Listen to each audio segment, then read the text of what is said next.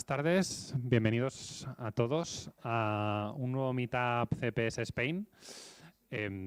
Veo muchas caras nuevas, veo algunas de siempre, incluso algunos que por aquí no venían desde hace mucho.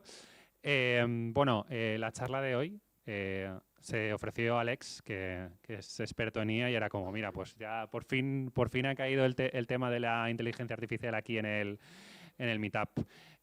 Para los que sois nuevos, esta es la comunidad CPS, no sé por dónde habéis venido, pues a lo mejor nos conocéis por Recuenco o por el seminario CPS o no sé, hay un montón de caminos para llegar hasta aquí, ¿no? Pero hay una comunidad en Telegram donde os podéis apuntar si queréis. Os lo recordaré luego ya al final de la charla. Y bueno, estas charlas pues tratamos temas de CPS, que es resolución de problemas complejos, por si no habéis tratado el tema todavía.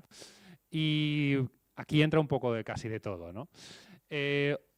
Os dejo con Alex, que sé de buena tinta que es una persona que tiene mucho conocimiento. De hecho, estoy colaborando con él en una cosilla.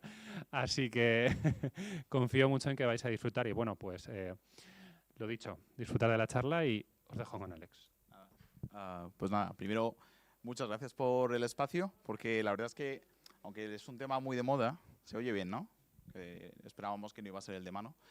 Aunque es un tema muy de moda, cuando quieras, dale. No en todos los foros se puede hablar de él con profundidad. O sea, en general, es un tema que está un poco en el nivel de charla de bar. Todo el mundo tiene una opinión sobre ello. Todo el mundo ha probado ChatGPT, hay gente que le encanta, hay gente que dice que es un hype, hay gente que dice que no. Entonces, está muy bien, todo el mundo tiene una opinión, pero en cuanto quieres un poco rascar y profundizar y quitar un poco el ruido que existe, que es un poco el objetivo de esta charla, el objetivo de esta charla no es contaros cuál es mi opinión sobre la IA, sino como daros algunas herramientas para pensar sobre ella sin que nos arrastre un poco el ruido que se está generando en torno a ello, ¿vale? De hecho, me he atrevido, y quizá en este foro sea un poco exagerado decirlo, pero me parece que es el problema más complicado del mundo. Si tuviéramos que ordenar los problemas de fácil a difícil en términos de CPS, quizá este sea de los más complicados. De hecho, hay gente que dice que es quizá el último problema a resolver por la humanidad. No sé si llegar hasta tal punto, pero hay mucha gente que lo menciona. Como anécdota, diría que, bueno, se dice que Elon Musk comenzó a invertir en OpenAI hace muchos años porque tuvo en una reunión, no sé dónde exactamente, si no recuerdo mal era en Londres, entonces estaban, bueno, pues lo típico que hace la gente con mucho dinero, pues supongo que fartando. Entonces, están diciendo quién se dedicaba al problema más complicado del mundo. Entonces, Elon Musk decía que SpaceX, su empresa de lanzamiento de satélites y de cohetes reutilizables, era probablemente el problema más complicado de la humanidad. Entonces ahí estaba el fundador, y sigue siendo, de hecho, no sé si ahora mismo sigue estando dentro o no, pero de DeepMind, que DeepMind en su momento era un laboratorio de Inglaterra, sigue siendo allí, que fue adquirido por Google tiempo después, que quizá era durante mucho tiempo el laboratorio más avanzado en inteligencia artificial. Inteligencia artificial difícil, no cositas de libro. Entonces él dijo, no, el problema más difícil del mundo es inteligencia artificial general, estamos trabajando nosotros en ellos y puede ser tan grande que cambia la humanidad. Se cuenta, se dice que fue ese día, entre comillas, cuando Elon Musk empezó a interesarse por la IA e invirtió en OpenAI. De hecho, él habla alguna vez de esta persona que se llama Demis, como diciendo, oye, no podemos hacer que sea Demis la única persona que esté haciendo IA. Hay que montar otro laboratorio. Y ahí surgió la financiación de OpenAI. Y luego, como sabéis, después del drama, pues Elon Musk salió de OpenAI y se montó su propio OpenAI dentro de X, ¿vale? Pero para que veáis hasta qué punto mucha gente piensa que es un problema complicado. ¿Se sigue viendo la pantalla? Que se me ha ido la... Vale. Entonces, bien, detrás de todas estas preguntas y detrás de todos estos debates, en mi opinión, subyace una pregunta angular y os voy a intentar llevar hasta allí, ¿vale? Por un lado tenemos noticias constantemente, por ejemplo, la inteligencia artificial es la nueva electricidad. De hecho, Banco de América ya ha hecho un instrumento financiero, no sé exactamente qué instrumento financiero, para que tú puedas exponerte a la inteligencia artificial desde varios frentes, desde la electricidad, que se consume mucha electricidad, hasta centros de datos, Nvidia, obviamente, que es el principal proveedor de hardware para esto. Entonces, bueno, hay gente que dice que esto va a ser una locura, ¿vale? Incluso informe de McKinsey, y sé que en esta comunidad McKinsey no tiene una gran fama, pero pues hace no mucho, creo recordar que unos 6, 7, 8 meses, sacaron un informe en el que decía que el 30% de las horas trabajadas se podrían automatizar. Que 30% son así como, bueno, porcentaje de redondeo, pero realmente el 30% de esta sala significaría que todos los que caéis de aquí a la derecha no tendríais trabajo. Si hiciéramos una proporción así para que calcules. Entonces, ahora hablaré de eso, del tema del trabajo, que está muy mal enfocado, pero en cualquier caso tenemos claramente un espectro de muchas personas y mucha gente que dicen, y yo en cierta medida estoy de acuerdo, que esto es absolutamente revolucionario. Y por otro lado, pues tenemos, por ejemplo, como referente a Yann LeCun, que es el jefe de investigación de Meta, que últimamente lo habréis visto mucho porque él, bueno, él es de origen francés y está muy involucrado en el ecosistema francés que, bueno, está defendiendo y de hecho está un poco liderando dentro de Europa la innovación de IA. Y hace nada, creo que ayer o anteayer, no me acuerdo, han anunciado una inversión de 100 billones para IA. Que siempre me entra la duda de si son billones europeos o billones americanos, ya que están haciendo la referencia en Europa. Pero bueno, son americanos, obviamente. Y luego, pues siempre pongo esta anécdota que era un meme, igual que otro meme que hablaré de él, que es que nada, tú le preguntabas a ChatGPT 4o, que es quitando los últimos de razonamiento, el más avanzado de todos, y le decías que te comparara 9,11 y 9,9, cuál es más grande, y se equivocaba, ¿vale? Y si le pedías que lo restara, fallaba. Entonces, ¿cómo pueden ser compatibles estas dos realidades? O sea, ¿cómo puede existir un mundo en el cual estamos diciendo que la IA va a ser la nueva electricidad y simultáneamente no sabe restar 9,11 y 9,9? Esto tiene que tener una explicación, y tiene pinta de explicación de CPS. Y eso es a donde vamos a intentar ir, ¿vale? Hay otra anécdota, otro meme, que es que le pedían contar el número de R's que tenía Swadberry, que es la palabra, o sea, es fresa en inglés, y entonces nunca acertaba y de hecho se creó tanto el meme que uno de los modelos de OpenAI lo llamaron Swadberry como código interno. Bueno, entonces, lo más importante, y no sé si, de hecho, yo creo que no se repara en esta idea, la inteligencia artificial en sí mismo, como definición, es una metáfora. O sea, no es que diga que sea una metáfora yo porque crea que es una metáfora, es que es una metáfora. Pensad un segundo en el concepto de inteligencia artificial, sin entrar en definiciones. Olvidémonos de qué dice un libro que es la inteligencia artificial. La palabra artificial, ¿cuándo la usamos? O sea, decidme cosas que nosotros usamos con la palabra artificial. ¿Qué se os ocurre? Fuegos artificiales. ¿Por qué? Porque hay un fuego real y nosotros intentamos imitarlo. ¿Vale? O sea, artificial quiere decir que lo hemos hecho nosotros. Otra idea, otro concepto muy común.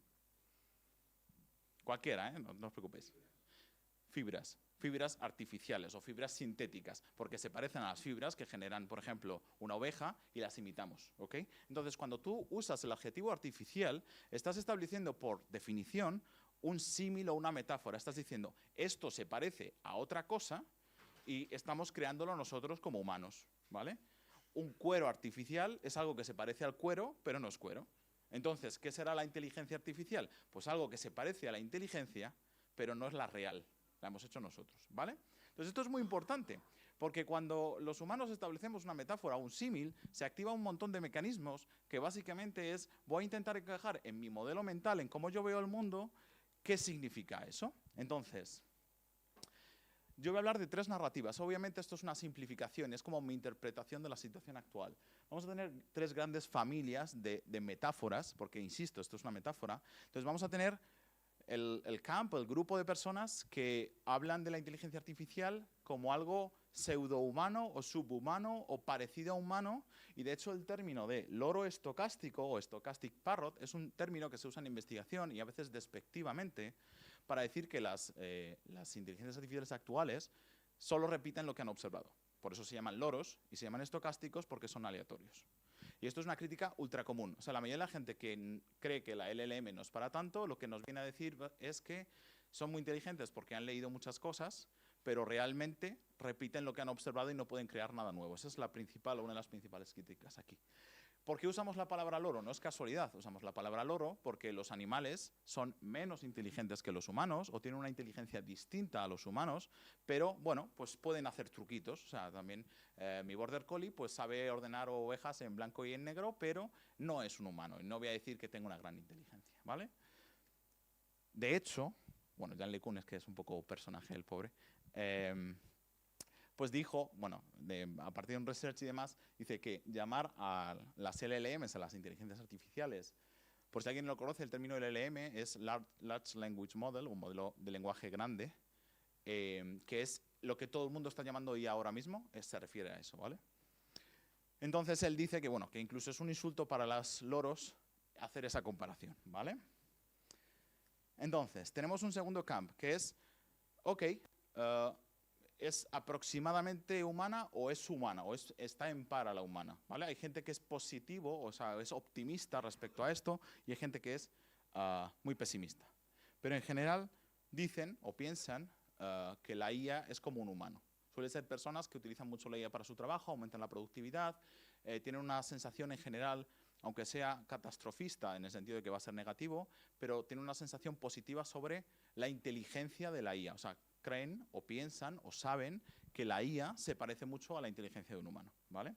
Y luego tenemos, en cosas más exóticas, que no voy a entrar hoy aquí porque se nos va el tiempo, pero es superinteligencias o inteligencias incluso interpretadas como divinidades. Y cuando digo divinidades, no exagero, o sea, hay subculturas ahora mismo muy relacionadas con la inteligencia artificial que lo que consideran, por ejemplo, es el transhumanismo, que es que los humanos, como siguiente paso evolutivo, se van a integrar con las inteligencias artificiales, ¿vale? Entonces, en este espectro de tres grandes camps cada uno, y aquí viene el primer problema cuando debatimos en un bar el tema de la IA, que estos tres tipos de narrativas, como cualquier otra narrativa en el ser humano, se convierten en identitarias. O sea, hay gente que se identifica con uno de estos huecos. No sé si os identificáis con alguno de estos huecos o no. Por curiosidad, como no se ve en la cámara, levantad manos si os identificáis con el subhumano, con el loro, ¿vale? El segundo, ¿vale? Vamos por 2/3 por ahora. Y el siguiente, superinteligencia, minoritario, ¿vale? Ok, no me importa, yo insisto, no vengo a contaros mi opinión, de hecho, no explicitaré mi opinión respecto a este debate. Mi punto es más importante, mi punto es que estas metáforas todas son incorrectas, o no deberían usarse para tomar decisiones. Poco el punto, ¿vale? Y voy a intentar llevaros por allí. Entonces, primero, voy a empezar por el tema del loro. Supongamos que es un loro, ¿vale? Y voy a intentar hacer una demo en directo, va a llevar un ratito, así que ahora al público le preguntaré algunas cosas, pero bueno, supongamos que es un loro, ¿vale? La crítica básica es que regurgita conocimiento. O sea, es alguien que ha memorizado muchas cosas. Sería el equivalente a decir una persona que no es brillantemente inteligente, pero como ha leído tanto y es especialmente culta, entre comillas, puede repetir todo lo que ha observado. Bien, ok, bien. Entonces, no sé si alguno ha probado Deep Research ya, ¿vale? Entonces, voy a intentar hacer una demo en directo, que no sé cómo va a salir, pero voy a intentar hablar sobre el tema del loro. Entonces, me vais a decir, por ejemplo, no sé, voy a intentar sacar 2 o 3 temas del público para que veáis que no está preparado, temas en los que investiguéis, o temas en los que sepáis, o temas que os interesen. 3 temáticas, decidme 3 disciplinas, por ejemplo. Cada uno una. ¿En qué trabajáis? Que sea algo concreto, no me digáis, me dedico a hacer cosas con ordenadores, eso no me vale. Tiene que ser, dale. Vale, algo más fino todavía. Más concreto, más... ¿Inversión en qué? Vale, tecnología de algún tipo en concreto, cualquier tipo, venture capital, no venture capital, semilla, no semilla. Venga, pues inversión en tecnología, venture capital, semilla. Vamos a tomar ese. Luego a lo mejor no tomo ese, depende de cómo se mezclen, ¿vale? Otro. Vale, ese no lo voy a tomar, por ejemplo. ¿Vale? Ahora os explicaré el ejercicio. Venga, más ideas. Cosas a las que os dediquéis o que otras personas se dediquen de otras disciplinas.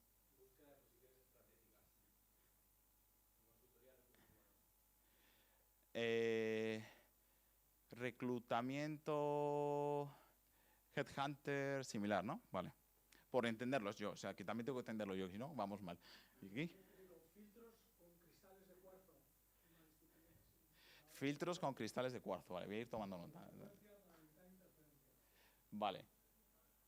Quizás se nos está yendo un poco, pero me parece bien. ¿Vale? No, me parece bien. El reto que voy a hacer es, voy a intentar coger 3 disciplinas con poca conexión entre ellas, algo que imagínate que tenéis que buscar a un experto que sabe hacer filtros de cuarzo, que sabe de inversión en semilla en tecnología y que sabe, pues no lo sé, de reclutamiento o de headhunting, ¿vale? Si tú tuvieras que pagar una tarifa horaria a esa persona, probablemente esa tarifa horaria sea excesivamente alta o muy alta. ¿Por qué? Porque encontrar esa triple intersección es prácticamente imposible en el mercado. Yo diría que imposible, nadie se va a dedicar a esas 3 disciplinas. Pero a pesar de ese ejercicio, necesito que sean 3 disciplinas que tengan algún tipo de intersección, ¿vale? O sea, que no pueden ser totalmente aleatorias. Entonces, si queréis, nos podemos quedar con filtros de cuarzo, ¿vale? Por decir algo, podemos quedarnos con inversión en tecnología, porque en cierta medida tienen algún tipo de solape. Otra idea. Mientras tanto voy abriendo la... No,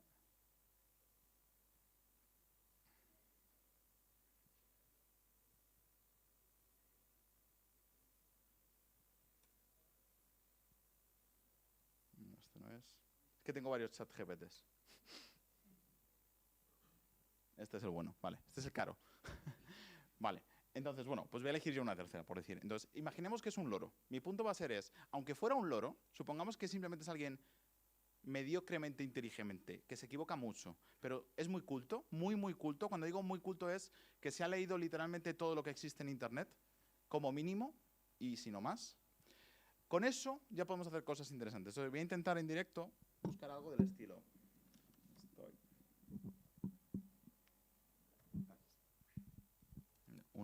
Una investigación, gracias, sobre la intersección entre inversión en tecnología y VC semilla, ¿vale? Filtro... Cristal de cuarzo. Vale, pero eso va a ser demasiado ambiguo. El cristal de... No, para evitar interferencias. ¿Cómo que para evitar interferencias? Para eliminar interferencias. Vale.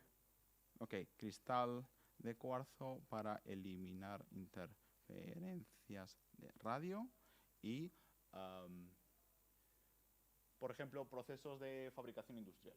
Por decir algo que más o menos va a tener cierto solape, ¿vale? Procesos de fabricación industrial con láseres. Venga.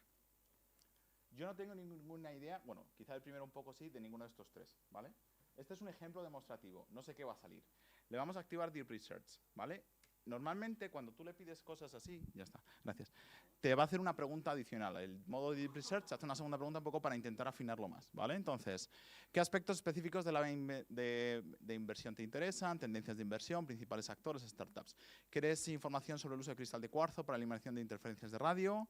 En aplicaciones sencillas, electrónica de consumo o defensa. En cuanto a los procesos de fabricación con láseres, buscas aplicación en la producción de cristal de cuarzo o en cualquier otro enfoque. Entonces, como que te intenta ayudar a orientarle un poco eso. Y le voy a decir, para no invertir más tiempo en esto, porque tampoco es el punto, casos de uso interesantes que combinen todos estos conocimientos, ¿vale? O sea, conocimientos. Ni siquiera me voy a esforzar. Podríamos realmente ayudarle mucho más a conseguir algo mucho más sensato. Vale, lo vamos a dejar ahí. Esto tarda un rato, como unos 10 minutos, así que lo voy a dejar de fondo. Mientras seguimos con la presentación, ¿vale? Vale, Starting Research. Le voy a dar, porque va a ser una cosa muy graciosa, que mencionaré, si no tenemos tiempo, que muchos de estos modelos tienen lo que se llama el hilo de pensamiento, la cadena de pensamiento, que es como una especie de diálogo interno que no se le muestra al usuario, ¿vale? Entonces, en actividades vais a ir, entre comillas, os va a ir diciendo qué cosas está haciendo. Tarda un poquito y cuando empiece, para que veáis un par de ejemplos, cambiamos, seguimos con la presentación y volveré en unos 10 minutos. Si le pides cosas muy complicadas, a veces tarda mucho, incluso se puede estar hasta media hora. En algunos casos, con preguntas mías, hasta media hora. ¿Vale? Entonces, se supone que ya está pensando. ¿Vale? Entonces, bueno, dice, voy a intentar mapear. ¿Vale? Como le he escrito en español, dice, voy a intentar hacer un reporte en español. ¿Vale? Estoy buscando, entonces, 3 áreas, Venture Capital en tecnología, cristales de cuarzo. ¿Vale? Entonces, esto como los pasos que está haciendo. Le llevará un rato, así que nosotros vamos a seguir con esto. ¿Vale? Entonces, mi punto aquí es que imagínate que solo es un loro, pero si es un loro, insisto, que se ha leído todo Internet, que se ha leído todos los research existentes y que se ha leído todos los libros existentes, de hecho hablaré también del tema de copyright porque está volando por aquí también, quizá sea un super loro. Entonces, si es un super loro, quizá, independientemente de que sea subhumano en un sentido intelectual o cognitivo, o sea, si le pudiéramos evaluar el CI, quizás sea inferior al de un humano, irrelevantemente para mí, si tiene esa capacidad de escalar en áreas de conocimiento, ya es gigantemente impactante. O sea, lo que podemos hacer con alguien no tan inteligente humano, pero que sabe de absolutamente todo, que se ha leído todo tipo de cosas, es bastante transformacional en términos de mercado laboral, en términos de casos de uso, en términos de investigación. De hecho, yo a los que aquí hagáis algún tipo de cosa extraña o difícil y que tengáis que hacer mucho research o mucha búsqueda de bibliografía, realmente os recomiendo tanto Deep Research como O3 o O1. Sé que, bueno, sé que pagar un precio adicional, pero realmente me ayuda. A mí me ayuda muchísimo, como mínimo, a encontrar las palabras clave y el research que tengo que investigar. Y, insisto, yo le pido intersecciones extremadamente extrañas, quizá no como estas, pero cosas muy peculiares, ¿vale? Entonces, quizás sea un super loro. Entonces, bueno, me voy a quedar con los otros dos puntos de vista. Vamos a decir que no es un loro, pero hay gente que está debatiendo cómo de inteligente es. E insisto, cuando hablamos de inteligencia artificial estamos haciendo una metáfora con una especie de inteligencia natural.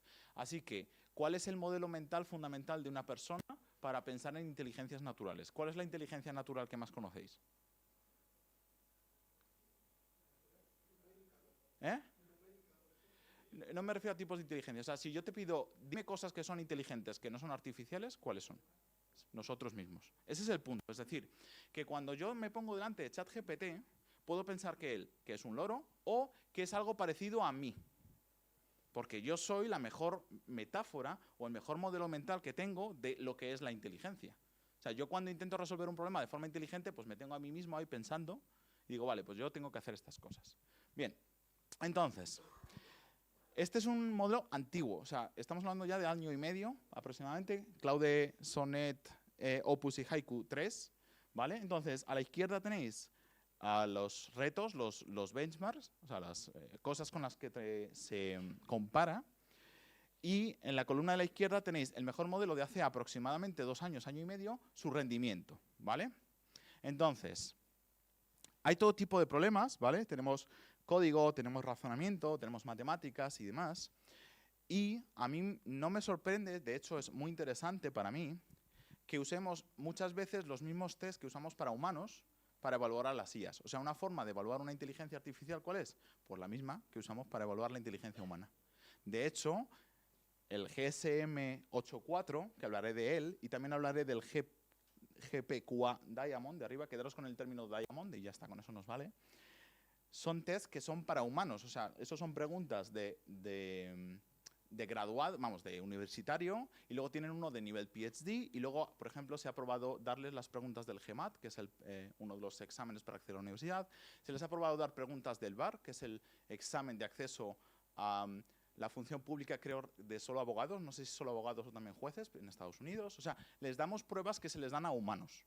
¿Por qué? Porque lo mejor que tenemos como herramienta para medir la inteligencia es lo que ya usamos para medir la inteligencia. Les damos test de inteligencia. Entonces, les damos un montón de cosas y vemos lo que ocurre, ¿vale? Entonces, en las noticias veis cosas como DeepSeek, que voy a hablar de DeepSeek, obviamente, triplican inteligencia a OpenAI GPT-4, por ejemplo. Si lo pensáis por detrás, lo que está subyaciendo, en mi opinión, es lo que en psicometría, por eso a mí me gusta tanto este tema, porque yo de hecho estudié psicología e informática y yo me especialicé en psicometría. En psicometría hay muchas formas de pensar sobre la inteligencia. Pues una de ellas es un modelo unidimensional de la inteligencia. ¿Qué quiere decir eso? Pues que la inteligencia es algo ordenado. O sea, tú tienes cosas más inteligentes, menos inteligentes, y digamos que hay tareas que son más fáciles o más difíciles. Dependiendo de tu nivel de inteligencia, serás capaz de resolverlas o no, ¿vale? Entonces, otro ejemplo, percentil 90 en el examen del BAR, que es este examen que os he dicho de acceso a los estudios, a la oposición pública de abogacía, ¿vale? Un ejemplo, lo he puesto ahí en pequeñito, disculpadme, pero es el EIME 2024, es la competición de en la Olimpiada Internacional de Matemáticas del 2024. Entonces, el último modelo que estáis viendo ahí es el E1 Pro 3 y está ya en el 80 y algo por ciento. Es decir, el 85% de los problemas que ponemos en una Olimpiada de Matemáticas Internacional, que son problemas extremadamente complicados, ya se resuelven. Y O3 Pro, que no aparece en esta gráfica, está ya en torno al 95%, ¿vale?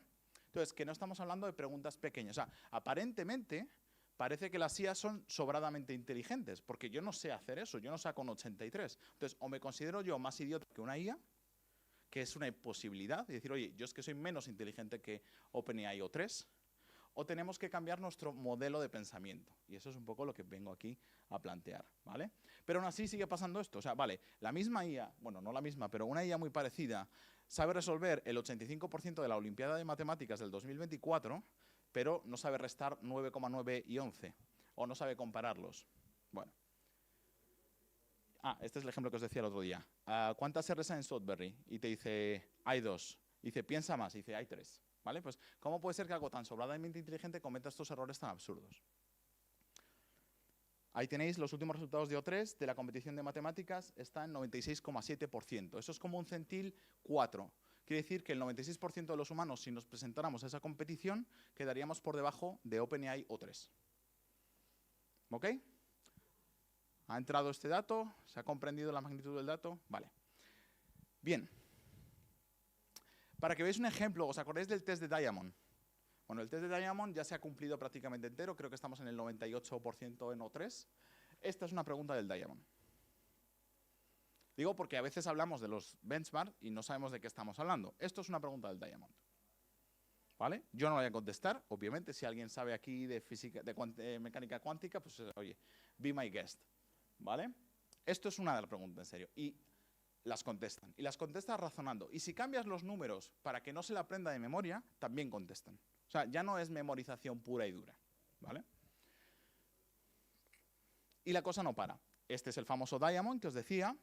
O3 ya está en el 88 y el O3 Pro, que es como mucho más GPU, gastando más electricidad, estaba ya en el 90 y algo. ¿Vale? Y si veis la curva, el inicio de la curva es marzo del 23. Marzo del 23. ¿Ok? Bien. Entonces, la clave, y por eso la gente tiene tanto debate, en plan, no, la IA es tonta, no, la IA es lista, no, los humanos nos vamos a ir al garete, no, los humanos vamos a ser lo mejor.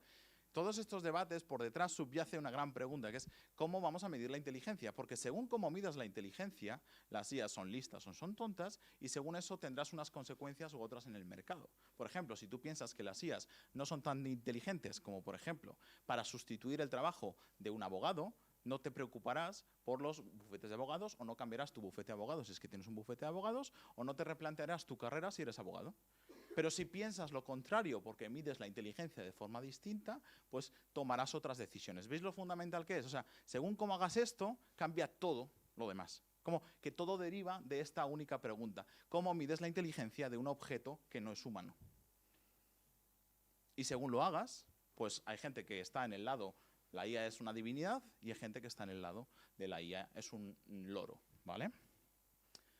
Entonces, ¿qué es lo que pasa? Bueno, pues uno de los problemas muy grandes es, y esto es un concepto que se enseña muy poco y a mí me sorprende, pero bueno, este señor es Moravec, no fue solo él, pero acuñó un término que llamamos paradoja de Moravec en el campo de la inteligencia artificial. Este compañero, junto a otras personas, se dedicaba a robótica. O sea, él intentaba que los robots, no te voy a decir que andaran, pero por simplificarlo, imaginaos que intentaba trabajar en que robots anden, ¿vale? Entonces, básicamente, aquí me he traído una definición de Steve Pinkers, que muchos lo conoceréis, que está un poquito más entendible que la original. Básicamente, que dice, durante 35 años lo que hemos visto es que los problemas difíciles son fáciles y los problemas fáciles son difíciles. En términos de robótica, quiere decir que hacer que un robot ande es extremadamente difícil. De hecho, la prueba es muy fácil. Salís a la calle, a Castellana, y si no veis ningún robot, es que aún no se ha resuelto el problema. Así de sencillo. También se suponía que era muy fácil hacer que un coche condujera, y llevamos como 15 años intentándolo, y viceversa. O sea, cosas muy obvias parecen fáciles, pero no lo son. El estado del arte actual de robots, que se está invirtiendo muchísimo dinero, es un robot que anda un poco cojeando y que coge un objeto y lo mete en una casilla. Eso es el estado del arte. Pero no es capaz de doblar una camiseta. Lo que pasa es que otras cosas que nosotros consideramos extremadamente difíciles, por ejemplo, jugar al ajedrez, optimizar rutas, cualquier otro tipo de cosa, pues la IA funciona muy bien. De hecho, dice, Steve Pinker pone ejemplos de habilidades mentales que un niño de 4 años puede hacer, no se pueden hacer, ¿vale? Ahí lo he cortado, pero las IA resuelven algunos de los problemas de ingeniería más complicados del mundo, ¿vale? O sea, tenemos IAs que literalmente optimizan el perfil de un avión para que las turbulencias no provoquen no sé qué, y eso es obviamente para nosotros más complicado que andar. Entonces esto se llama paradoja de Moravec, porque es un dolor. Se le ha puesto un nombre porque a veces poniéndole nombres a las cosas pues son más fáciles de gestionar. Vale. ¿Por qué cuento todo esto? Porque claro, si el problema fundamental de toda la IA es saber cómo medimos la inteligencia y tenemos la paradoja de Moravec por ahí jugando, pues va a haber problemas, ¿vale? Entonces, todo lo que estáis viendo, si vais a empezar a leer noticias ahora con esto, os vais a dar cuenta que es una forma de la paradoja de Moravec. Cada uno tiene su propia versión de esto, entonces lo que básicamente ocurre, y voy a contar, conectando con la comunidad de CPS, algún concepto relacionado. Vamos a crearnos un mundo imaginario en el cual podemos saber la dificultad de algo. Cuando digo dificultad voy a hablar de manera abstracta. No voy a entrar en detalle de cómo se mide porque entonces nos tiramos otra hora. Bien, y luego tenemos una dificultad percibida. O sea, a alguien tú le preguntas, oye, ¿cómo de difícil es hacer esto? Entonces él te da una respuesta.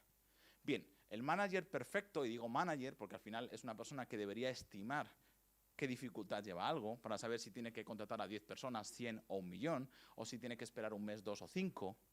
En principio, debería ser capaz de estimar eso perfectamente, ¿vale? Todos sabemos que eso no ocurre y esto no es una línea, hay ruido. Hay puntitos que se van para arriba, hay puntitos que se van para abajo. De hecho, en general, los humanos somos pesimistas o pesimistas con esto. ¿Optimistas o pesimistas con los tiempos? ¿Qué opináis? En general tendemos a ser optimistas, es decir, tendemos a poner los puntos tirando hacia arriba, ¿vale? Perdón, hacia abajo. Percibimos menos dificultad, disculpad, la parte de abajo es la optimista y la parte de arriba es la pesimista. Intentamos o percibimos menor dificultad de la que realmente es, ¿vale? Por ejemplo, pues una tarea con dificultad 5, yo digo que es una dificultad de 2 y quedaría ahí abajo, ¿vale? Lo señalo con el ratón. Esto, por ejemplo, es lo que decía. Yo creo que voy a tardar una semana, pero no, tardo 5. O yo creo que esto me lo hago una tarde y no, tengo que hacer un doctorado. Pues eso, ¿vale? Bien. Como anécdota os sonará, no lo sé a todos, y aquí a lo mejor alguno de vosotros incluso me puede corregir, hay un famoso hilo de Javier Recuenco, para los que no seáis de la comunidad frecuentemente, pues es una persona muy importante en la comunidad, que habla de, si no recuerdo mal el concepto, se llama proyectos Tupper o Tupperware o algo así relacionado. No sé si os suena. No sé si te acuerdas del concepto de proyecto Tupper o Tupper. Proyectos Tupperware es que Exacto. resuelve el problema, pero no quieren implementar la solución. Entonces Javier lo mete en un Tupper y se espera a que luego le vuelvan a llamar para decirle, oye, ¿te acuerdas aquella conversación que tuvimos hace 3 años? Pues ahora saca el Tupper y entonces está recalentado. Si tuviéramos que hacerlo más fino, yo un poco una forma de interpretarlo es como genera tanta disonancia la propuesta de solución que la gente solo puede rechazarla, o sea, no puede aceptar el hecho de que tiene que lo que sea, ¿vale? Pues voy a contar una anécdota personal. En un proyecto que estoy ahora, no fue un proyecto Tupper porque no tuve que esperar 3 años, pero pasó algo parecido. Bueno, quiero montar un chatbot para hacer X, lo que sea. Y yo le dije, 4 o 5 meses, a lo mejor varias personas, tienes dataset y tal. Entonces, nada, pues ellos tomaron la decisión de seguir por otro camino.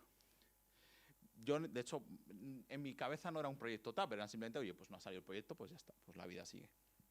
Y nada, pues pasaron 5 meses y volvieron. ¿Qué es lo que pasa? Que esta línea que vemos aquí azul, cada uno tenemos una línea en nuestra cabeza. O sea, cada uno tenemos un, entre comillas, sesgo o error. O sea, por ejemplo, hay personas que piensan que hacer un chat hace en 2 tardes. ¿Por qué? Porque han visto 18 charlas de una consultora y les han dicho que no, que en 2 tardes van a revolucionar su empresa y que les contraten. Entonces, claro, eso va sesgando la percepción de dificultad. Si yo te digo que los chatbots, pues eso, se hacen en 2 tardes, o que, por ejemplo, la inteligencia artificial resuelve todos los problemas que resuelve un abogado, cosas de este estilo, pues digamos que lo que vamos a hacer es ir distorsionando esta línea. En vez de ser una línea recta, pues va a ser una cosa chunga ahí con subidas y bajadas, ¿vale? Porque vamos a empezar a percibir la dificultad de manera distinta. Entonces, la paradoja de Moravec pasa mucho en los proyectos Tupperware, pero no por esos motivos, sino por otros, que es, muchas veces no tenemos la percepción de cómo de difícil es hacer algo, y esto a todos os sonará si trabajáis en el mundo técnico. Os habréis pasado 1000 veces de, no, es que yo lo que quiero es que, voy a contar una anécdota así random, en plan, yo lo que quiero es que el usuario se pueda loguear. Y dices, vale, pues tendremos que montar un sistema para eso, autentificación, la seguridad, no sé qué. No, pero yo solo quiero un botoncito para que se loguee.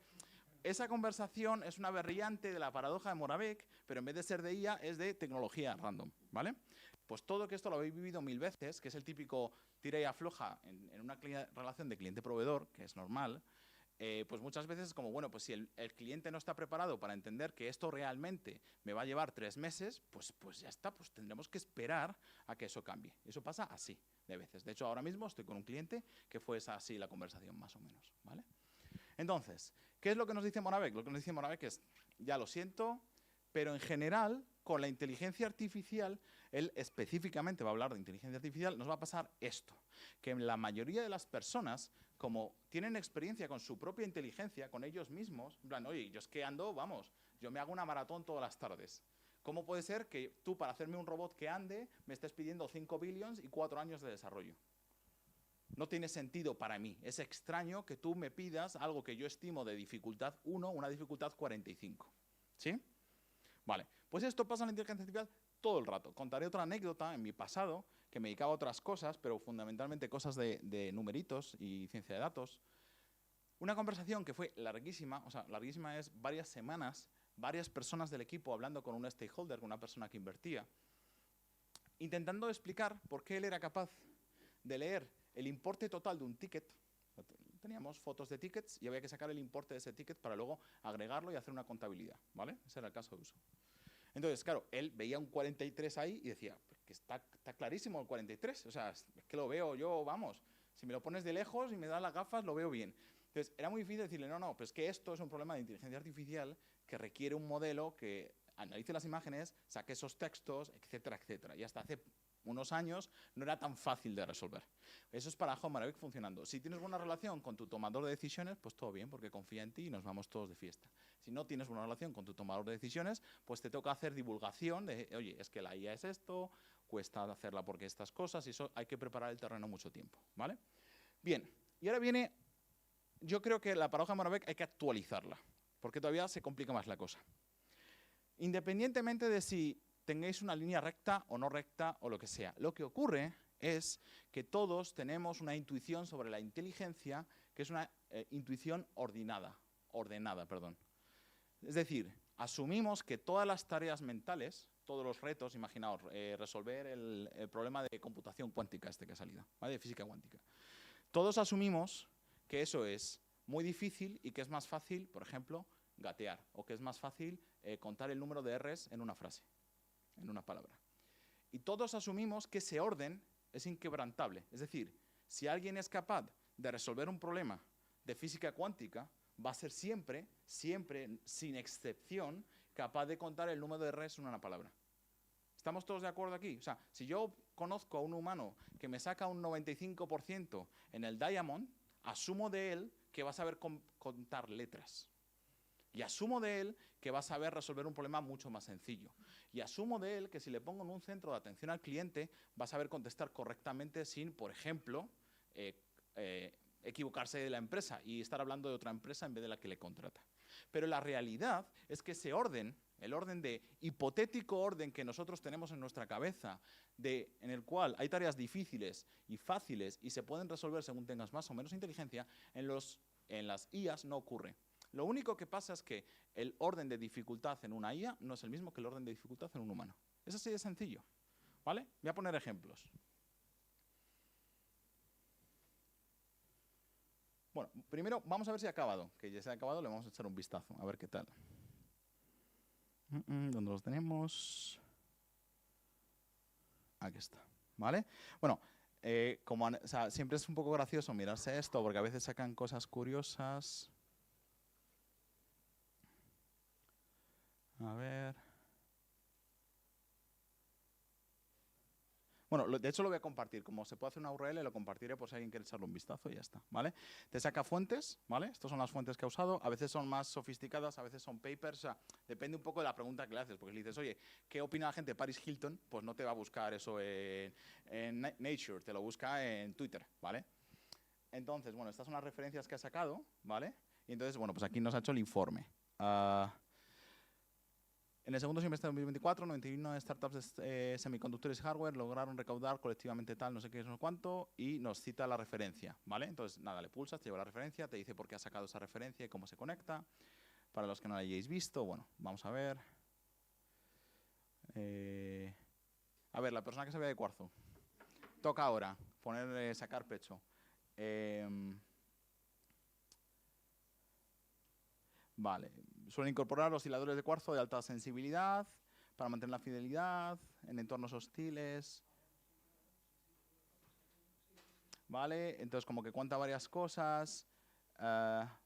Ha hecho, como son temas que, a ver, están conectados, pero tampoco están tan conectados, lo ha tratado un poco por separado. Si le ponéis cosas que tengan un poquito más de sentido, por ejemplo, yo muchas preguntas que le hago están relacionadas con mi conocimiento de psicología y de informática, porque estoy me dedicando a la inteligencia artificial, ahí te saca toneladas de cosas. Pero bueno, pues también nos ha sacado ejemplos de startups, ¿vale? Que se dedican a ello y que han levantado capital semilla. Pues a lo mejor la persona que está buscando rondas de financiación o potenciales empresas que puedan ser invertibles, pues mira, ahí tienes unas referencias. Entonces, ¿esto es un loro? Pues a lo mejor es un loro, porque la única, entre comillas, capacidad que tiene es que tiene acceso a todo Internet. Y lo redacta más o menos bien, o sea, no me escribe en chino, me escribe más o menos legible. ¿Se equivoca? Seguro que hay aquí más de una docena de errores, pero yo no he tenido nunca un loro como esto, ¿sabes? O sea, el hecho de que esto exista y que literalmente me haya llevado, voy a ver cuánto ha tardado.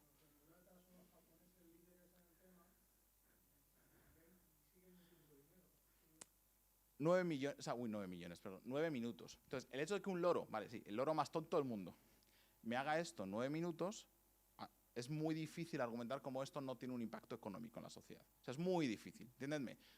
Aunque sea un loro. O sea, incluso aunque posicionéis en la IA lo único que tiene es que ha leído muchas cosas, bueno, es que el hecho de haber leído muchas cosas tiene mucho valor. ¿Sí? Este es mi punto con los loros. ¿Vale? Un loro guapo. O sea, ojalá fuera yo ese loro, en cierta medida. ¿Vale? Entonces,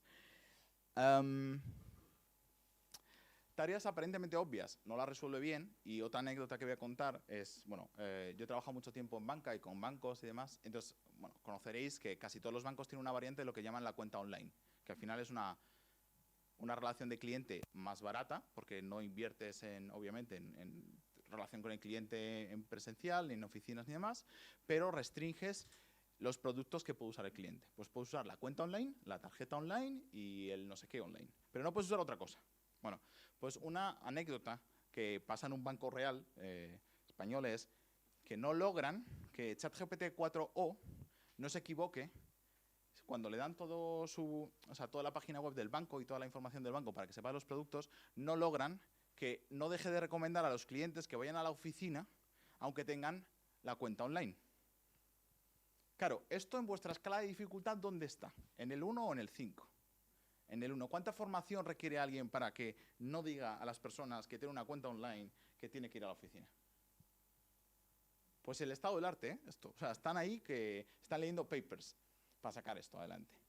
¿Qué es así? Es que esta es la realidad de la industria. La realidad de la industria es que cosas absurdamente sencillas, por eso tú vas a un cliente que a lo mejor nunca ha tratado con un ChatGPT o que ha tratado poco con un ChatGPT y lo único que ha oído es las 18.000 millones de cosas maravillosas que se pueden hacer según el cuadrado interdimensional de Gartner.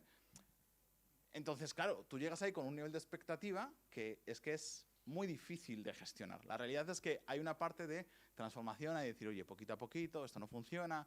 Si tú le pones a hacer un ejemplo como este, falla. De hecho, una cosa, por si os sirve, que hago mucho con potenciales clientes o personas que voy a colaborar, es me pongo en directo con esa persona y hacemos una cosa que se llama prompt injection, que es creamos un robot y en directo lo intentamos romper. Y no tardamos más de 15 minutos en que, no lo sé, diga barbaridades o promocione al competidor o cosas que han pasado. Y esto es no lo he encontrado, voy a intentarlo ahora rápidamente por si acaso. Lo estuve buscando y lo tenía guardado, pero lo perdí hace un montón. Ah, mira, está aquí. Bueno, pues mira, queda un poco mal, que es el primer resultado de Google, ¿vale? Entonces, Air Canada usa ChatGPT 4 al principio, estamos hablando de 2000, bueno, esto ha sido más recientemente. Más recientemente de lo que pensaba. Pero bueno, principios de 2024, febrero del 2024, todo el mundo con el hype de ChatGPT, entonces todo el mundo se le ocurrió, oye, pues ya pongo un ChatGPT en la web para que hable con mis clientes y me ahorré un dinerillo ahí en el call center. Bueno, ¿qué pasa? Que ChatGPT alucina, o sea, le puedes forzar a que te diga cosas, por ejemplo, a que te regale un billete de avión o a que te recomiende un Tesla, este es otro caso real, en un chatbot de Chevrolet. Esto también se ha pasado. Entonces, ¿qué es lo que ocurre? Que básicamente a un juez tú le dices, oye, es que se lo ha dicho mi chatbot, no se lo he dicho yo. Y dice, bueno, pues ya lo siento, contrate usted un chatbot, ¿vale? Entonces, al final, ¿qué ha pasado? Pues que a las 24, 48, 72 horas los quitan. ¿Porque son malos? ¿Porque son buenos? Bueno, porque para eso no sirven. O sea, tú no puedes garantizar que una LLM en la pantalla de tu atención al cliente no le vaya a decir a los clientes que le van a regalar un Chevrolet Tahoe por $2. Porque pasa, ¿vale? Pues mira, entonces,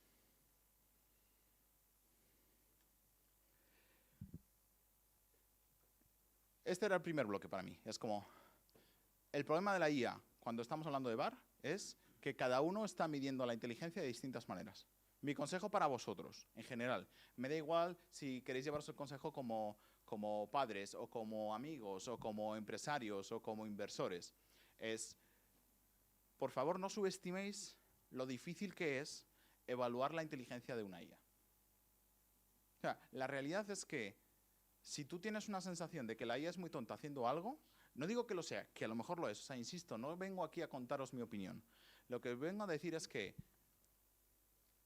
saber realmente si una IA sabe hacer o no una tarea lleva mucho esfuerzo. No podéis entrar a ChatGPT, ponerle un texto para probar y si ha equivocado iros a vuestra casa y decir, es que no sabe hacerlo. Eso no es evaluación de la inteligencia de la IA.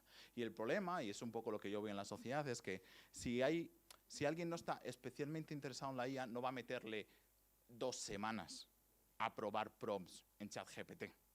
Entonces la mayoría de la gente tiene una sensación ultra desconectada de la realidad de la inteligencia artificial. La realidad de la inteligencia artificial es que suele estar muy, muy subestimada por la mayoría de las personas, y os animo a que salgáis de aquí y vayáis charlando con gente. La mayoría de la gente piensa que ChatGPT está gracioso para que te haga las recetas de casa y que se equivoca, pero que no se imagina que te está resolviendo problemas de física cuántica.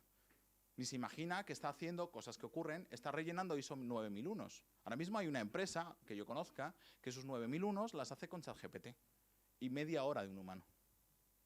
Para los que no conozcáis las 9001, pues es un proceso un poquito doloroso, que hay que aportar mucha documentación, etcétera, etcétera. Eso está pasando. Mientras la gente está pidiéndole a ChatGPT que le haga la receta de la lasaña, pero para celíacos. O sea, esa dicotomía va a seguir existiendo. Es muy buena idea. Mi pareja es celíaca y está muy bien para pedir recetas para celíacos.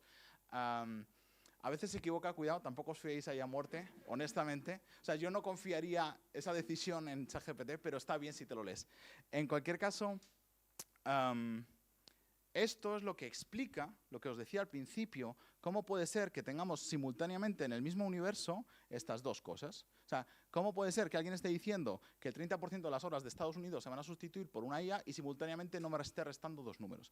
Es que las tareas que son obvias para nosotros no son obvias para la IA. Esto es lo único que quiero que os llevéis. Por tanto, si vais a tomar una decisión vital o de inversión o de negocios o la que sea, o vais a hablar con vuestros hijos de qué carrera tienen que elegir, me da igual cuál sea la decisión que vais a tomar, no toméis esa decisión en base a me he conectado a ChatGPT durante media hora y he estado haciendo 4 pruebas, porque no es así como se evalúa una IA. De hecho, yo os digo que la gran mayoría de mi trabajo cuando hago el desarrollo de una IA es casi el 60% es la parte de evaluación. Estamos muchísimas horas creando un dataset para evaluarlo, para ver si la IA es capaz o no es capaz de hacer cosas. Entonces, yo no me creo que alguien, cuando yo me lo encuentro en una terraza de bar, me dice, wow, es que yo he probado la IA como abogado y vaya mierda. Y bueno, ¿cuánto tiempo has estado? ¿Has hecho una prueba 2? ¿Lo has probado un rato de forma sistemática? ¿Lo has probado con los nuevos modelos? ¿No lo has probado con los nuevos modelos? Porque entonces veremos. ¿Vale? Entonces, nada. Último cosa que salió hace nada, que de hecho ahora lo estábamos comentando así brevemente, que lo habías visto, es Anthropic, que si no suena Anthropic, pues es un competidor de OpenAI. Quizá el principal competidor de OpenAI. A título de anécdota, bueno, anécdota o cosa grande, la verdad. El fundador de Anthropic se fue junto a un equipo de investigadores de OpenAI porque no estaban de acuerdo en cómo OpenAI estaba gestionando la seguridad de su proyecto. Seguridad, no seguridad informática, sino seguridad para los seres humanos, ¿vale? Entonces, se piraron hace ya un tiempo, 6 años, 7 años casi, y montaron Anthropic, y es el segundo competidor, ¿vale? Otra cosa que deberéis saber antes de que os enseñe esto es que Anthropic tiene un modelo, que de hecho yo uso mucho y recomiendo que probéis, que en mi opinión escribe mucho mejor. O sea, a mí me gusta estéticamente más cómo escribe, pero programa muchísimo mejor. O sea, en general, Claude de Sonnet 3.5, y esa es la opinión de casi todos los programadores que usan IA, se lleva de sobra una ventaja de 2 veces o 3 veces mejor programando. Digan lo que digan los benchmarks.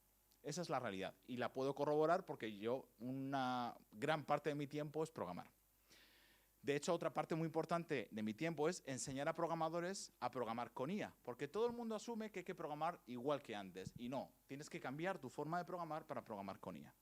Por eso hay programadores que yo hablo con ellos y dicen, no, yo no uso GitHub Copilot, si eso es una guarrería. Y hay programadores que me dicen, no, sí, yo me estoy sacando 10 proyectos a la semana con Cursor.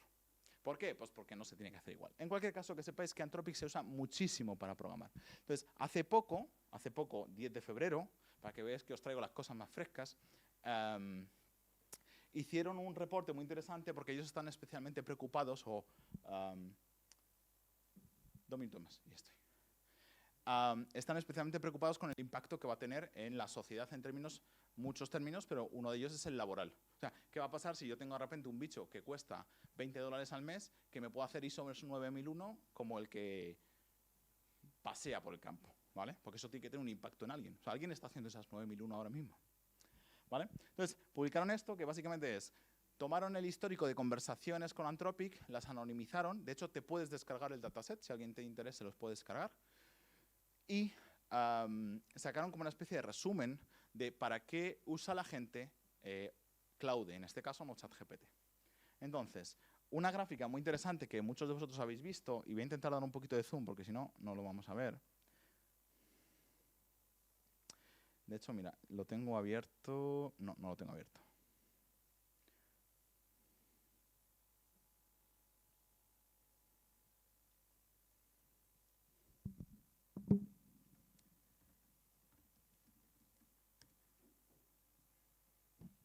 Mira la fuente original, que aquí sí que puedo hacer zoom.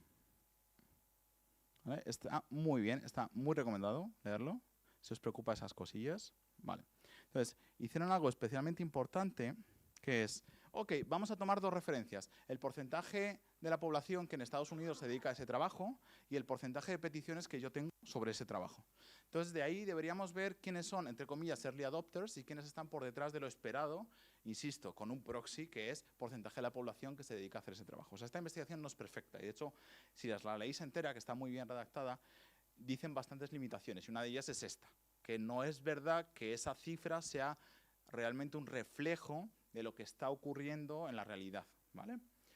Entonces, bueno, primera cosa que destaca, pues computer y matemáticas, lo de la derecha es el porcentaje de casos de uso, que son el 37% de las queries a Claude son de programación, versus el 3,4% de los puestos de trabajo en Estados Unidos. Eso quiere decir que se está usando exacerbadamente mucho Computer and Mathematics. Lo cual tiene sentido porque ya os he dicho que Claude es especialmente bueno en eso, entonces todos los programadores van a usar Claude, pero también hay otra interpretación aquí, que es que el resto de las profesiones están todavía viéndolas venir. O sea, si el resto de la gente no lo usa, claro, el porcentaje relativo de Computer and Science está disparado.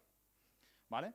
Cosas que destacan, por ejemplo, otro caso de uso que es positivo. Cuando es el color naranja es positivo, es decir, la gente lo usa más que lo esperado por el trabajo. ¿Cuál es el otro?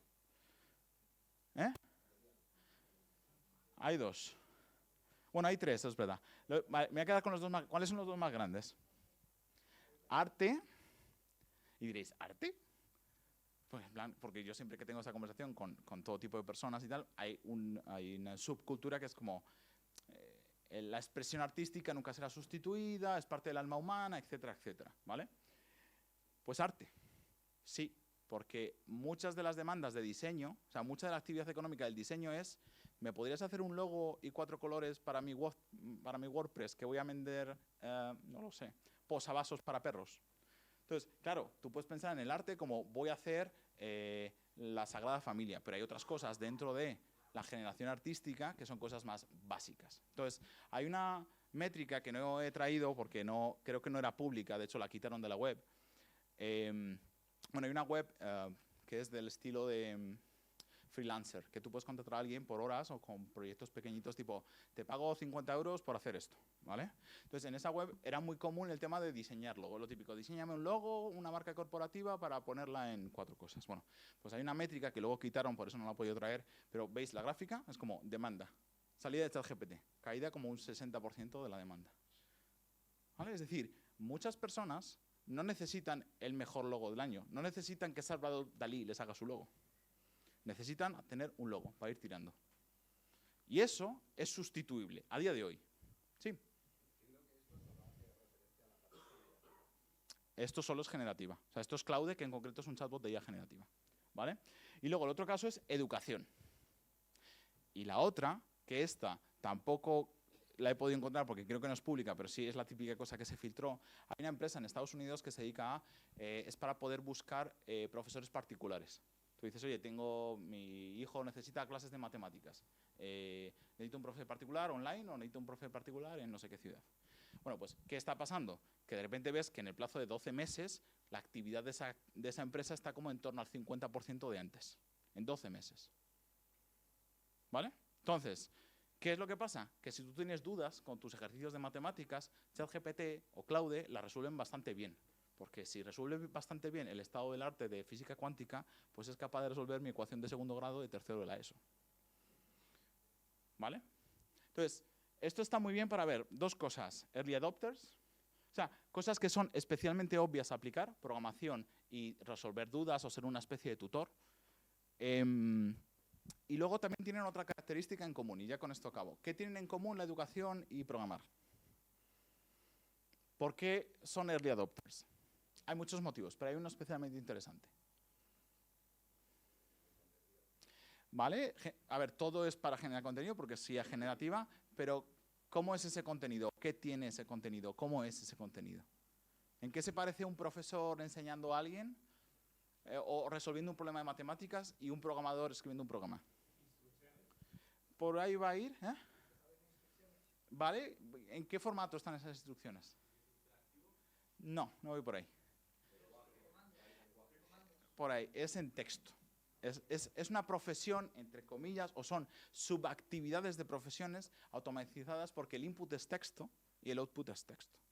No en siempre, o sea, no digo que un profesor genere solo texto, pero para resolver dudas de un ejercicio es generar texto. Entonces, las profesiones que vais a ver que van a ir más rápido son las que el input y el output son texto, porque son las más fáciles. Generar una 9001 es una de ellas, por ejemplo. ¿Por qué? Porque mi input es un montón de documentación de la empresa y mi output es un informe de 9001.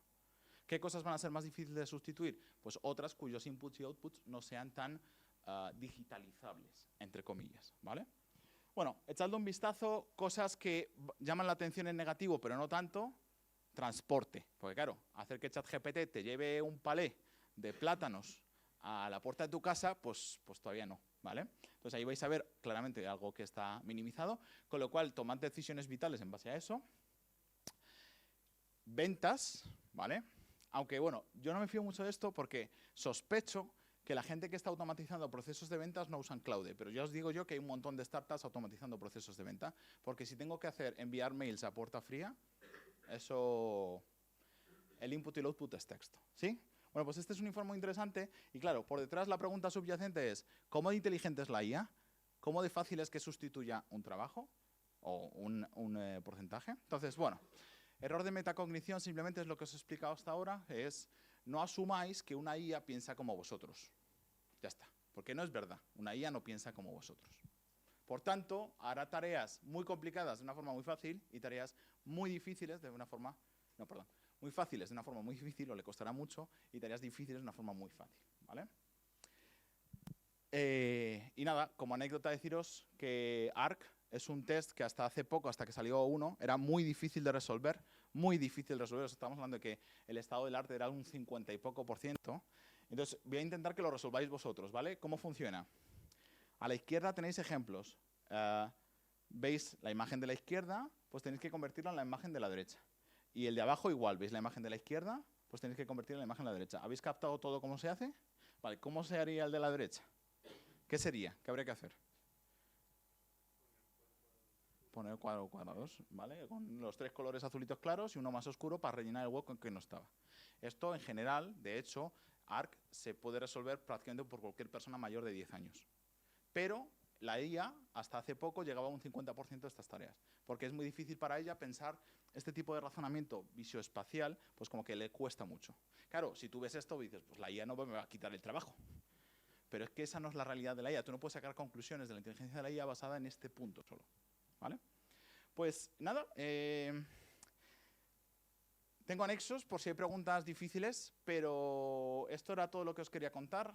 Por favor, no subestiméis a la IA, ni para bien ni para mal. Simplemente de verdad hacer una evaluación fina y cada cierto tiempo repetirla, porque claro, los modelos van cambiando. Lo que antes no era posible ahora es posible y viceversa. Así que nada, muchas gracias por vuestra atención. Si hay preguntas.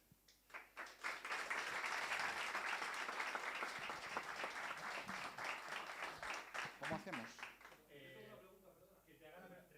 Vale, venga. Como solo hay un micro, pues voy yo. Venga.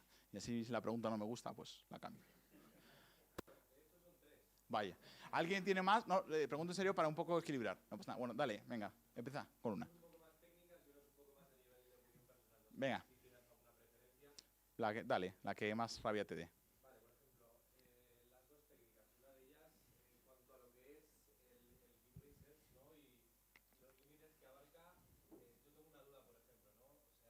Uh-huh. Sí.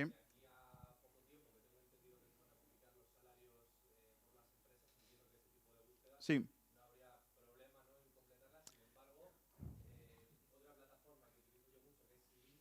Vale.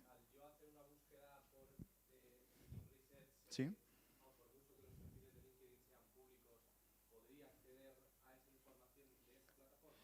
En concreto LinkedIn no, creo. Porque probablemente ahí alguien querrá sacar pasta. Así en resumen. Entonces, eso probablemente sea Microsoft. O sea, Microsoft hará algo para que tú puedas pagar por una IA que haga esa labor. Básicamente porque esos datos realmente son públicos, entre comillas, son públicos si te logueas en muchos de ellos. Entonces tú no puedes obtener una base de datos de LinkedIn de forma legal, así como así, y hacerle consultas, ¿vale? Pero si la tuvieras, o sea, imagínate que tú no sacas las fuentes de datos de LinkedIn, la sacas de, no sé, la has comprado a una agencia, que puede ser. Si tú tuvieras esos datos, sería relativamente, no digo sencillo, pero sería un caso de uso posible que tú pudieras hacer parte de tu labor de, oye, fíltrame casos en base a estas características del puesto o ordénamelos. De hecho, ese es uno de los casos que aparecen en la famosa IA Act de Europa como casos de alto riesgo. Porque claro, si una IA elige a quién va a conseguir un trabajo, no lo elige. Lo que se dice es que un humano, después de eso, lo elige. Pero aquí hay una cosa que hay que señalar, que es, tú imagínate que tienes 1000 candidatos o 10.000 y una IA te los ordena. La probabilidad de que un candidato por debajo de la posición 40 consiga el puesto es prácticamente imposible, porque tú como humano a lo mejor te va a dar para entrevistar a 100 o a 200, pero no a los 10.000. Entonces, al final, en cierta medida, una IA está decidiendo quién obtiene o no el trabajo. Entonces, se le considera lo que se llama en Europa aplicación de alto riesgo. O sea, que si quieres explorar eso, entérate bien, porque ahora mismo está en una zona un poco gris, porque tiene una consecuencia muy importante, pero sí, sé que hay gente que lo está haciendo, pero no puedes pedirle que busque en LinkedIn porque no va a poder acceder realmente a LinkedIn. ¿Vale? Hay otra. ¿Es la técnica o la no técnica? Si quieres, haz la no técnica, porque como hay más manos, y así organizamos. Venga. Estaré por aquí, ¿eh?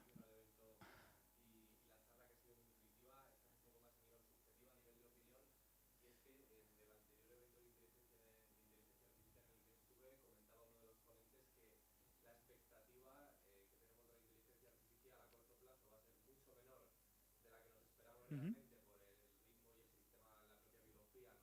Yeah.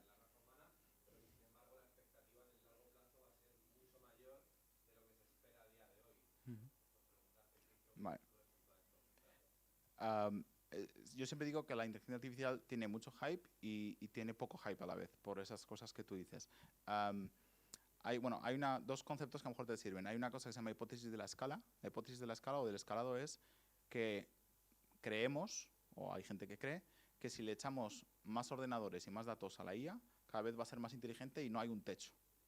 Claro, si no hay un techo, el escenario futuro cambia bastante. Porque si podemos, en principio, hacer algo de infinita inteligencia, pues bueno, pues vamos a ver qué ocurre con eso. Y la segunda cosa que te iba a decir es, hay un tema de fricción que mucha gente usa. O sea, a día de hoy tenemos una IA increíblemente buena, pero la realidad es que el mundo, las personas, los mercados, todo tiene cierta fricción de aplicación. Tú no puedes coger una IA, echarla a un país y que todo el mundo use la IA al día siguiente. Entonces, efectivamente, probablemente, si estas dos hipótesis o estos dos fundamentos son reales, lo que vamos a observar es que a corto plazo la gente lo sobreestima porque aún estamos viendo los efectos de la fricción, o sea, todavía no ha dado tiempo a transformar todas las industrias y todos los empleos y tardará X tiempo, no voy a mojarme en un plazo de tal, pero una vez se quite esa fricción, si la IA en los últimos 2 años ha conseguido el 90 y pico del Diamond y sigue escalando porque en principio no hay techo, pues a lo mejor en 5 años, si no hay fricción, pues tenemos aquí una especie de inteligencia artificial superior a la humana con creces. O sea que sí, que puede pasar eso, es muy probable que termine pasando eso. ¿Vale? Había 2 manos, una por aquí y otra por allí atrás, allí. Vale, mejoraré la segunda.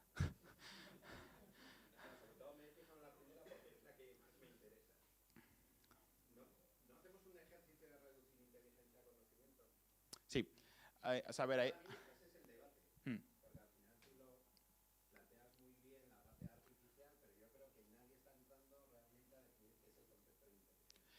A ver, es que para los debates de hoy, realmente tenemos que hablar de inteligencia económicamente aplicada. Es decir, Anthropic, cuando está haciendo este research y muchos otros, no están preguntándose filosóficamente si algo o no es inteligente, están preguntándose en qué medida puede sustituir una actividad económica que requiere inteligencia. Entonces, esa es una definición. ¿La podemos llamar que es una definición blanda? Ok, pero es una definición sustantiva para tomar decisiones. Porque aunque algo no inteligente me sustituya, pues me da un poco igual si es inteligente o no en un sentido profundo y filosófico de la palabra. Pero si usas las definiciones tradicionales que se usan en psicología y en ciencias de la computación, en general, inteligencia está vagamente definida como la capacidad de resolver problemas. Es decir, que a mí, si algo resuelve un problema, independientemente de si esté hecho de neuronas o de silicio, lo resuelve, a términos de esa definición, es inteligente. O sea, si tengo un ordenador que juega al ajedrez, pues es inteligente porque sabe resolver un ajedrez. O sea, una partida de ajedrez, ¿vale? Entonces, sí, podemos profundizar y hay un par de cosas que no he mostrado aquí que la gente confunde mucho porque no nos daba tiempo, que es la escala de la parte de abajo, el eje horizontal, realmente son 2 ejes. Habría que pintar 3 dimensiones aquí. Que una es la inteligencia necesaria, o sea, cómo de difícil es intelectualmente, sería como, por decir una cosa, el CI mínimo para resolver el problema. Y luego otro es el esfuerzo cognitivo. A lo mejor es una tarea fácil, pero requiero 1000 horas para resolverla.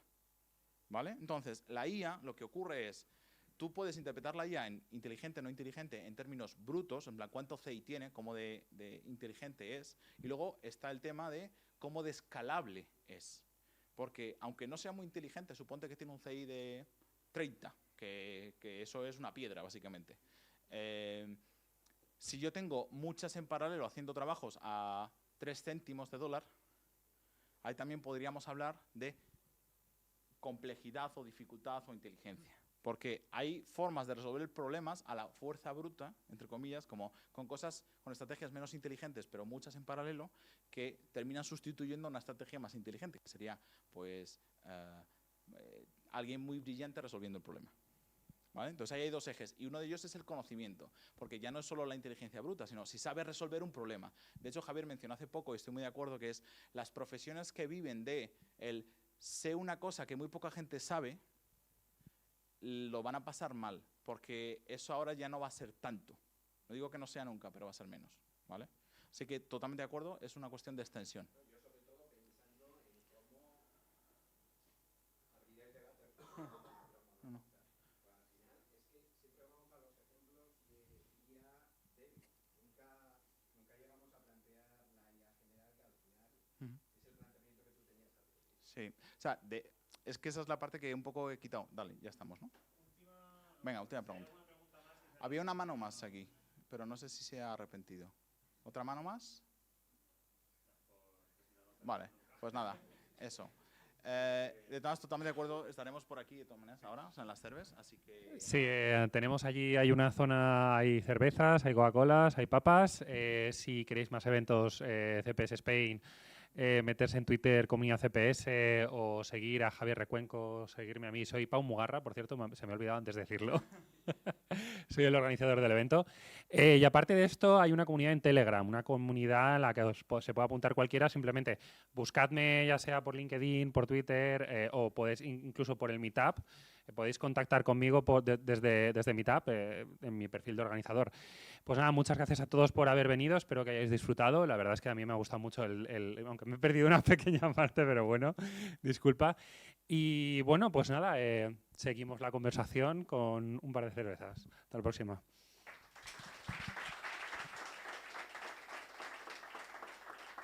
Para los que queráis, voy a dejar esto de fondo, que es ver cómo una IA resuelve el problema de las R's de fresa. Entonces, para que le echéis un vistazo. Y nada, por cierto, se me ha olvidado, soy Alejandro Vidal. En el enlace del Meetup tenéis un enlace a mi perfil, creo, ¿no? Entonces, si tenéis dudas sobre qué hacer con vuestra vida y tal, pues a lo mejor os puedo ayudar. Y si no, pues no. Muchas gracias, voy a estar por aquí en las cervezas. Y de nuevo, gracias por la invitación.